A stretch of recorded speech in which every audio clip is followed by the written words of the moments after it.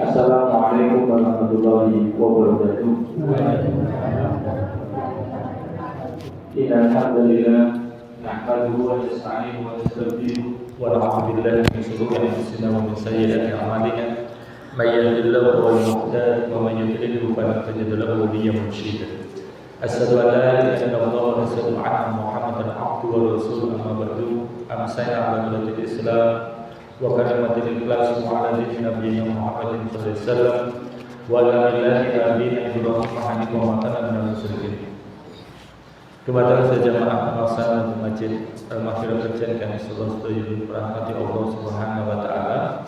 Monggo sadaya dipun sami wonten sampun menika sareng-sareng makam tolabul ilmi saestu kula dherekaken monggo sami awali kesayangan kula sami kanthi lapat syukur tahlil alhamdulillahi rabbil alamin. Shalawat wa salam mugi dimutasakan Allah taala dumateng sedaya Nabi Muhammad sallallahu alaihi wasallam. Nggih, saderengipun nglajengaken kajian hadis arba'in Bapak Ibu, menika sekedhik dalu menika konten terakhir ada beberapa pertanyaan yang harus kula sami jawab kata nggih. Ingkang sepindah babagan masalah sembelian gitu nggih, sembelian menika kalih hewan buruan. Kinten-kinten pripun berkaitan dengan hewan buruan. Ingkang sepindah berkaitan dengan sembelian. Menika yang disyariatkan untuk disembelih biar menika dados halal. Menika yang sepindah hewan yang dihalalkan oleh Allah Subhanahu wa taala. Dados hewan yang dihalalkan oleh Allah taala yang harus kita sembelih itu berkaitan dengan al-an'am. Al-an'am menika hewan ternak. Nggih, hewan ternak. Dados barangipun halal riyin, nggih. Terus kita sembelih. Itu namanya hewan ternak yang masuk dalam kategori yang harus disembelih. Yang babi niku hewan ternak nggih. Babi niku hewan ternak, tapi halal atau haram? Haram. Berarti itu secara syariat itu tidak perlu disembelih, barang itu sudah haram. Oh ya, disembelih terus mengucapkan bismillah kira-kira dadi halal atau boten? Tetap haram. Berarti dados yang pertama itu hewannya itu halal secara syariat, halal dulu, boleh dimakan itu. Kemudian yang kedua baru boleh disembelih secara syariat dengan mengucapkan bismillah, menyebut nama Allah. Itu al-an'am itu binatang ternak. Binatang ternaknya apa?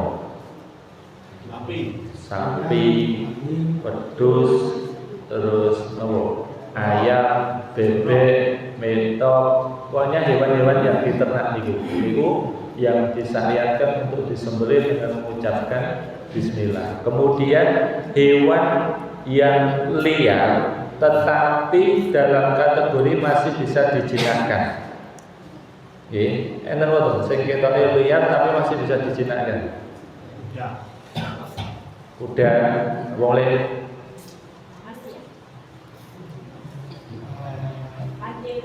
hasil rusa itu bisa dijinakkan. Rusa itu yang mriki nate daging rusa. Dan kula biyen aritan kula sering pun didamel dendeng kan bapak kula niku Merauke. Merauke niku mriku patah rusa niku tesih kata. Terus biasanipun didamel dendeng niku. Nah niku juga boleh disembelih, harus disembelih dengan menyebut bismillah. Terus hewan selain itu napa boleh? Sing kira-kira liar tapi bisa dijinakkan. Napa? Macan. Macan itu secara syariat haram, karena hewan yang bertaring, berarti nggak usah disembelih, itu pun haram. Anjing. Nah, burung yang kira-kira ada burung yang besar juga yang dulu itu juga menjadi makanan begitu. Nah, itu. Terus yang ikan kira-kira perlu disembelih apa betul? Bu?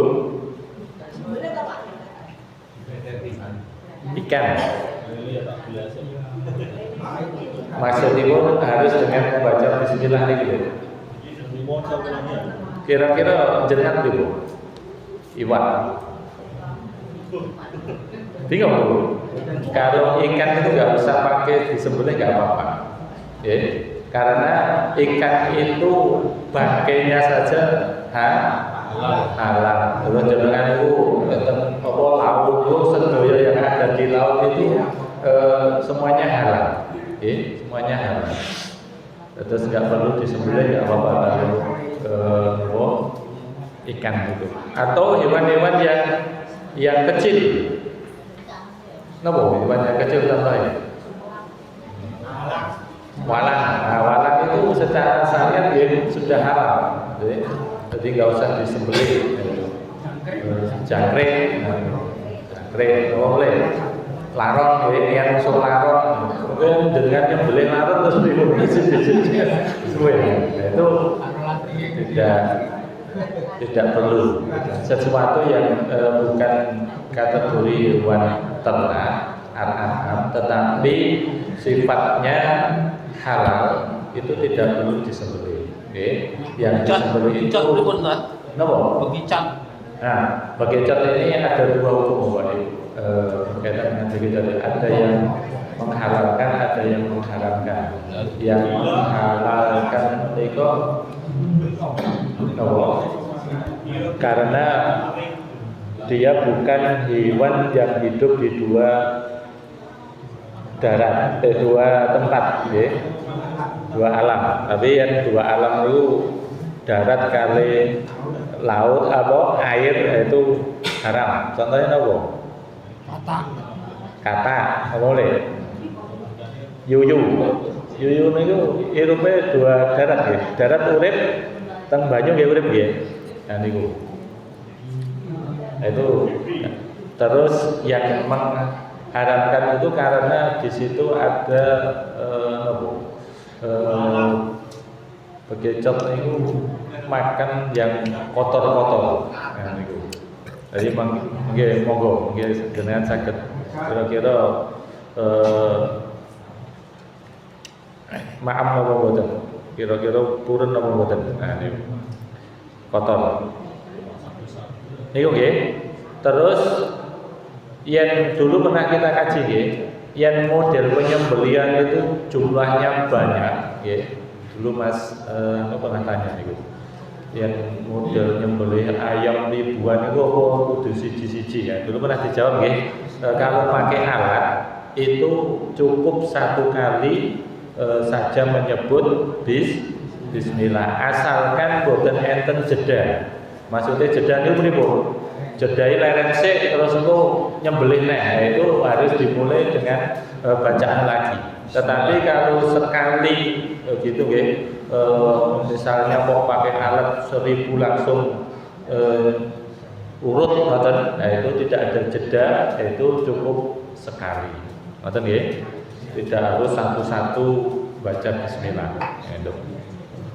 Kemudian hewan buruan. Nah, itu yang memiliki jarang ya, orang memburu itu. Tapi kalau dulu itu di padang Arab sana itu hal yang biasa memburu menikah. Yang pertama orangnya dulu. Orang yang memburu itu beragama Islam. Kemudian sudah balik menikah bisa membedakan baik dan buruk. Nah, balik. Kemudian alat yang digunakan untuk berburu itu bisa mungkin yang tajam, tajam, yang panas, panas sing namanya itu landep gitu, itu. Kemudian tak kala mau memburu itu prosesnya, ini prosesnya biar nanti hewan buruan itu menjadi halal. Yang pertama itu mengucap bismillah. Terus misalnya jenengan arep manah rusa. Nah, niku kan berburu. Nah, niku pertama niku jenengan pun tiyang Islam pun balik terus nopo alat sing gimana kalau memang benar-benar dipersiapkan yang tajam, ngoten nggih. Terus tak kala mau membidik itu mengucap bismillah. Terus tak kala mau membidik itu mengucap bismillah. Jebret, terus kena. Nah itu. Jika hewan itu kena dan mati akibat luka yang dibuat oleh alat, maka hukumnya halal. Oke, terus orang perlu disembelih misalnya kalau mau manah rusa terus ternyata kena kepala nih atau bulunya langsung mati, yaitu dengan ucapan bismillah tadi itu hewan tadi rusa yang panjenengan bulu tadi itu hukumnya halal. Tetapi jika hewan itu masih hidup setelah tertembak atau terkena panah atau terkena tadi pemburuan tadi itu ternyata masih urip itu, maka bagi pemburu itu wajib untuk disembelih secara syar'i, terus disembelih di panah kok ternyata orang mati-mati. Nah, ini berarti biar halal dengan sembelih. Itu. Tetapi yang kok kena terus mati, itu hewannya juga halal. Atau sama dalam kasus misalnya kok eneng pitik nondalan, ditabrak motor, bisa kejar-kejar, jangan sempat nyembelih, itu halal. Gitu, tetapi yang kejar-kejar mati dengan goreng itu haram, nggak boleh. Tapi yang sempat menyembelih dengan mengucap bismillah itu akan menjadi halal, gitu, itu berkaitan hewan buruan. Dan hewan buruan yang dulu malah pakai anjing, Bapak Ibu. Jadi maka dulu orang memelihara anjing itu salah satunya untuk berburu dan memang benar-benar dilatih, jadi dilatih untuk berburu gitu. Dan ulama terutama Syafi'i itu meskipun itu diterkam anjing gitu itu halal gitu. Tetapi tadi memang dipersiapkan untuk berburu hewan tadi. Dan sebagian imam madhab itu mensyaratkan kalau anjing itu karena yang najisnya itu letaknya di air liurnya, itu sebagian madhab itu kalau hewan itu diterkam oleh anjing maka harus disucikan dulu. Maksudnya disucikan pripun?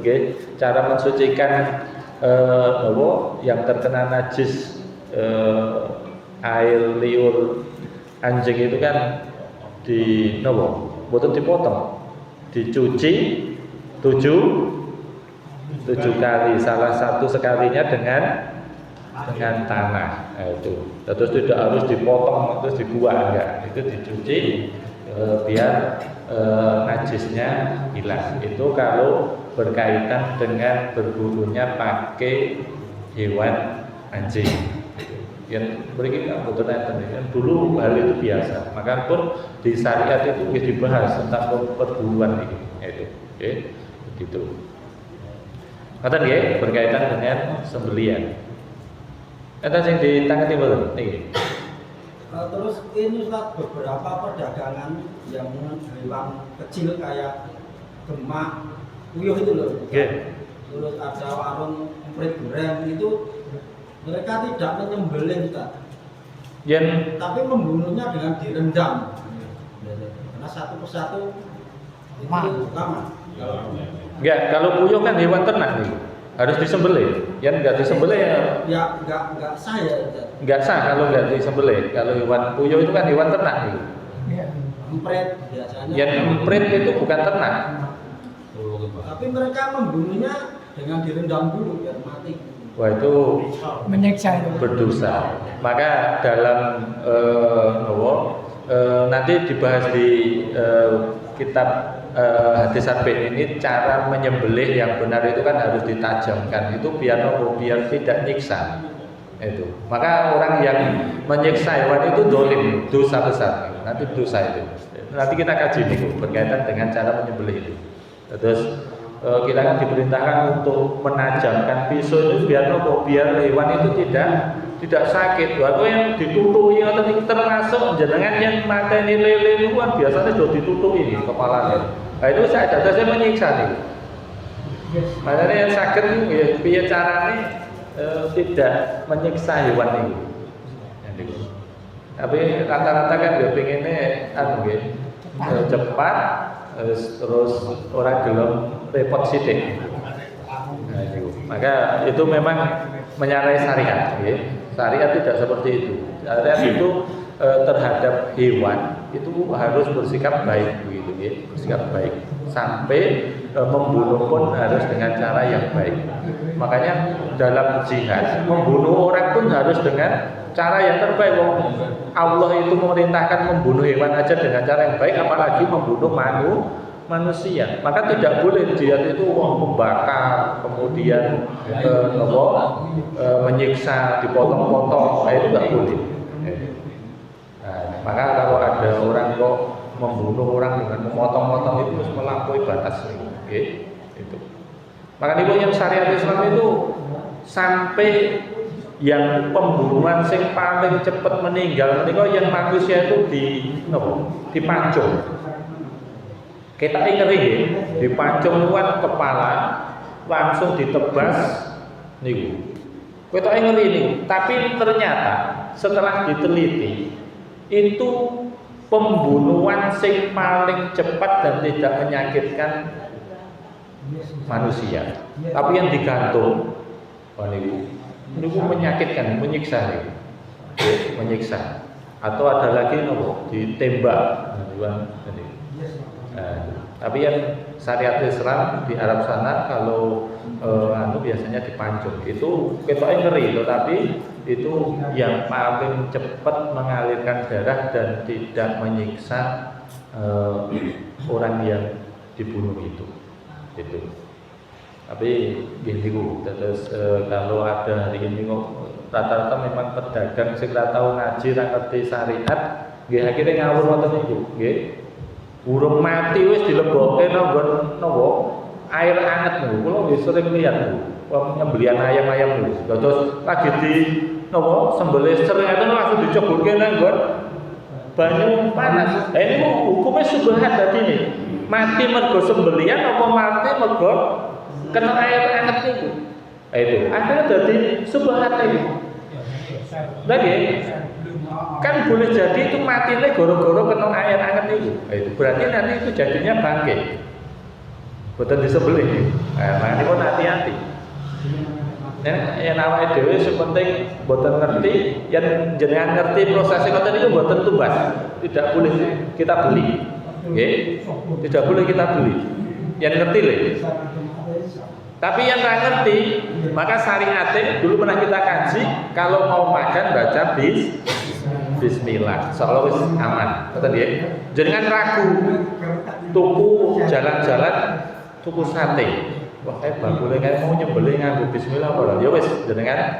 Tak kalau mau makan, ucap basmalah. Seolah itu solusinya seperti itu. Kalau dalam kondisi kita tidak tahu sembelian itu dilakukan secara syariat atau tidak, yaitu solusinya dengan tak kalau mau makan itu baca Bismillah. Tetapi kalau kula sami menika ngertos bener-bener niku dilakukan tidak sesuai syariat, nggih kula sami tidak boleh memakan atau membelinya.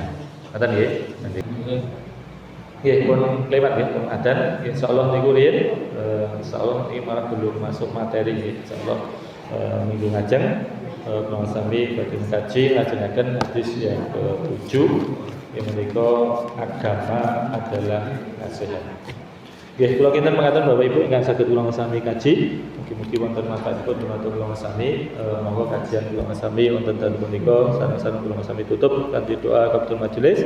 Subhanakallahumma wa bihamdika asyhadu an la ilaha illa anta